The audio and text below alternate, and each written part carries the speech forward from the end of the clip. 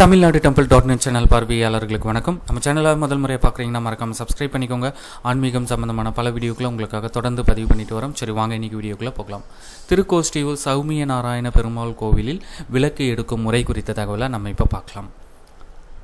திருக்கோஷ்டியூர் சௌமிய நாராயண பெருமாள் திருக்கோவில், திருக்கோஷ்டியூர், சிவகங்கை மாவட்டம். தெப்ப உற்சவ பத்திரிகையை தான் பார்த்துட்டு இருக்கீங்க.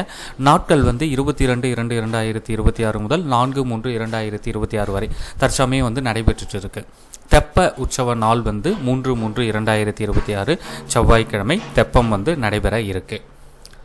உங்களுக்கு சொந்த வீடு கட்டணும்ன்ற ஒரு கனவு இருக்குது, இல்லை திருமணம் கூடிய சீக்கிரம் நடக்கணும். அதாவது இந்த வேண்டுதல் திருமணம் நடக்காதவங்க நிறைய பேர் இங்கே விளக்கேற்றிட்டு போகிறதா பக்தர்கள் சொல்கிறாங்க.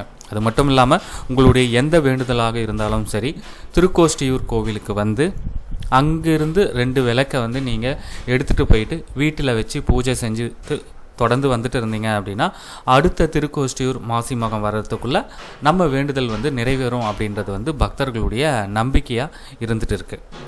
இந்த விளக்கை நம்ம எப்படி எடுத்துகிட்டு வரணும், அதற்கான விதிமுறைகள் என்ன அப்படின்றத பார்க்கலாம். நீங்கள் முதல் முறையாக திருக்கோஷ்டியூர்லேருந்து விளக்கை எடுக்கணும் அப்படின்னா தெப்பத்தை சுற்றி நிறைய பேர் ஏற்கனவே இதுபோல் திருக்கோஷ்டியூர் கோவிலுக்கு 2 விளக்கை எடுத்துகிட்டு போய் வீட்டில் வச்சு பூஜை செஞ்சு அவங்களுடைய வேண்டுதல் நிறைவேறி இருக்கும் பார்த்தீங்களா.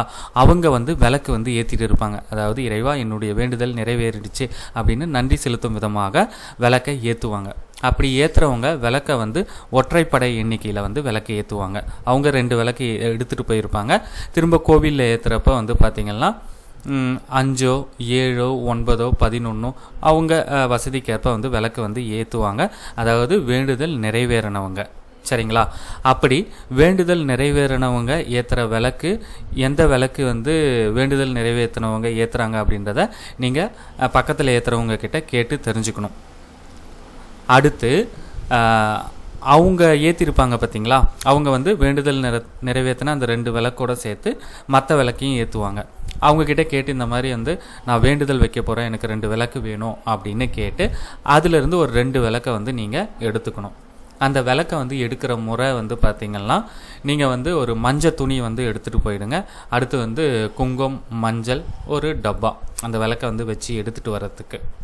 இப்போ நீங்கள் பக்கத்தில் இருக்கவங்க கிட்ட கேட்டிங்களா 2 விளக்கு, அந்த விளக்கு அணைஞ்சதுக்கப்புறம் அந்த விளக்கோட நடுவில் 1 ரூபி காயினோ இல்லை 5 ரூபா காயினோ அப்படியே உள்ளே போட்டுட்டு அந்த திரி எல்லாமே அதுக்குள்ளே எரியிறப்பையே நீங்கள் போட்டு வச்சுக்கோங்க 2 விளக்கு. ஏன்னா மற்றவங்க கேட்டால் அவங்க அந்த காயின் போட்டுட்டாங்க அப்படின்னா மற்றவங்க எடுக்க மாட்டாங்க. அதனால் நீங்கள் உள்ள காயினை போட்டு வச்சுக்கோங்க. ஃபுல்லாக அந்த விளக்கு எரிஞ்சு முடிச்சதுக்கப்புறம் எண்ணெய் இருக்குது அப்படின்னா அதை இன்னொரு மற்ற பக்கத்தில் எரியிற விளக்கில் ஊற்றிடுங்க. ஒரு விளக்கை அப்படியே எடுத்து இன்னொரு விளக்கு மேலே அப்படியே கவுத்துருங்க. சரிங்களா, புரியுதுங்களா?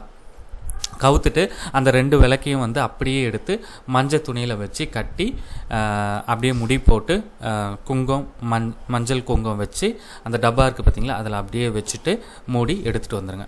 ஒருத்தர் அதிகபட்சமாக 2 வேண்டுதலுக்காக விளக்கு எடுத்துக்கோங்க. நீங்கள் அதிகபட்சமாக அடிக்கிட்டே போக வேண்டாம். ஏன்னா மற்றவங்களுக்கும் அந்த விளக்கு பயன்படும். முக்கியமான விஷயம் என்ன அப்படின்னா, விளக்கு போடுறாங்க பார்த்தீங்களா, அவங்களுடைய வேண்டுதல் நிறைவேறிடுச்சா அப்படின்றத கேட்டு தெரிஞ்சுட்டு நான் எடுத்துக்கிறேன் அப்படின்னு சொல்லிவிட்டு எடுத்துக்கோங்க. நீங்கள் பாட்டுக்கு போயிட்டு அப்படியே எடுக்காதீங்க. அது சரியான முறையாக இருக்காது. அவங்களுக்கு வேண்டுதல் நிறைவேறிடுச்சா இல்லையா அப்படின்றது நமக்கு தெரியாது. இப்படி நீங்கள் எடுத்துகிட்டு வந்த அந்த விளக்கை அந்த மஞ்சள் துணியை அவுக்காமல் அப்படியே உங்களுடைய பூஜை அறையில் வச்சுட்டு நீங்கள் எப்பவும் போல் சுவாமி கும்பிட்றப்ப அந்த விளக்குக்கும் ஒரு தீபாராதனை காட்டி வழிபட்டுட்டு வாங்க. அடுத்த மாசி மகம், திருக்கோஷ்டியூர் மாசி மகம் வர்றதுக்குள்ளே உங்களுடைய வேண்டுதல் நிச்சயமாக நிறைவேறும். அப்படி நிறைவேறலை அப்படின்னா என்ன பண்ணணும் அப்படின்னா, திரும்பவும் அதே விளக்கை வச்சு நீங்கள் வழிபடலாம். அப்படி இல்லை அப்படின்னா உங்களால் திருக்கோஷ்டியூர் கோவிலுக்கு வர முடியும் அப்படின்னா அந்த விளக்கை அப்படியே நீங்கள் எடுத்துகிட்டு திரும்பவும் நீங்கள் தீபம் ஏற்றிட்டு, அதாவது அந்த 2 விளக்கோட ஒரு 5 விளக்கோ 7 விளக்கோ 9, 10 ஒற்றைப்படை எண்களில் விளக்கை வச்சு ஏற்றிட்டு திரும்பவும் அதே விளக்கை எடுத்துகிட்டு நீங்கள் பூஜை பண்ணி கண்டினியூ பண்ணலாம். இல்லை அந்த விளக்கு உங்களுக்கு வேண்டாம் அப்படின்னா அந்த மஞ்சள் துணியோடு சுற்றி வச்சுருக்குங்க பார்த்தீங்களா, அந்த துணியெல்லாம் எடுத்துகிட்டு இல்லை அதை அப்படியே கூட நீங்கள் குளத்தில் விட்டுட்டு வேற ஒரு அந்த வேண்டுதல் நிறைவேறிய பக்தர்கள் ஏற்றிய விளக்கை கேட்டு வாங்கி திரும்பவும் வந்து நீங்கள் வீட்டுக்கு வந்து பூஜை அறையில் வச்சு வழிபடலாம். இல்லை நீங்கள் அதே விளக்கை வச்சு வழிபட போகிறீங்க அப்படின்னாலும் வழிபடலாம், அதில் ஒரு பிரச்சனையும் இல்லை.